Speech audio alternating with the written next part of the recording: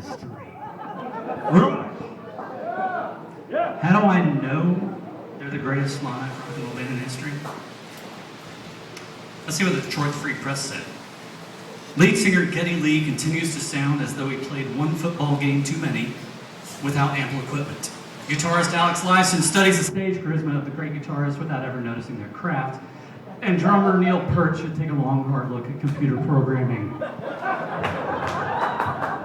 Look at these guys. They're nerds. They're the Dungeons and Dragons of rock and roll. So how did three nerds end up rocking out for almost 40 years? Well, let's ask this nerd. Malcolm Gladwell.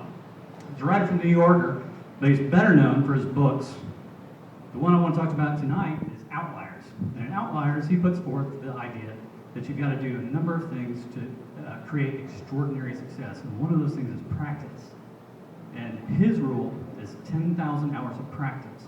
That's what makes you an expert in anything that you have to do. His example of the 10,000 hour rule is King Nerd, Bill Gates.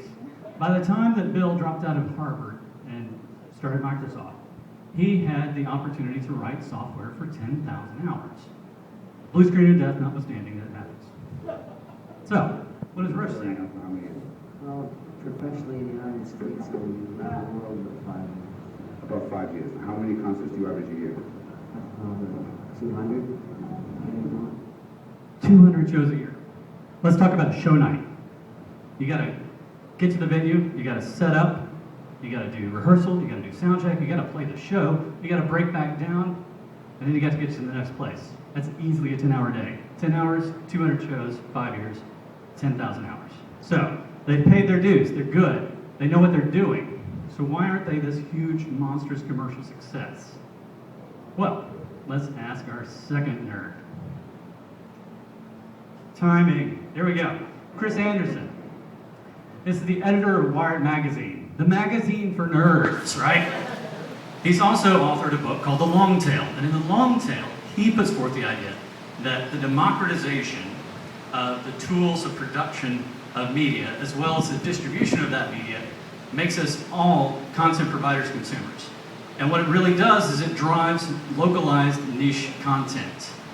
So, what does all that crap mean? Well, that crap means we don't have to go here to get the good stuff, okay? When you go to Walmart, you have the paradox of plenty. You go in there and they've got racks of CDs and DVDs, and you go, fuck, they've got everything. No, they don't. They've got the Justin Biebers. What they don't have is the Beach House, the A.A. Bondi. They don't have that localized niche content that we really, really love, right? They got all that. iTunes has the rest. That's what we want. Now, what does this have to do with Rush? Well, Rush has been very, very good at selling albums. In fact, they have more gold albums than anybody else in history except for Kiss, the Rolling Stones, and the Beatles. Pretty damn good company. But the measure of commercial success are singles. How many number one singles? None. They don't even have a top 20 single. The closest they got was 22 in like 1982 with New World Man. So, how did they succeed? Ask these nerds. I'm from Cleveland, Ohio. I just had my 100th show in Stockholm. Like this small, I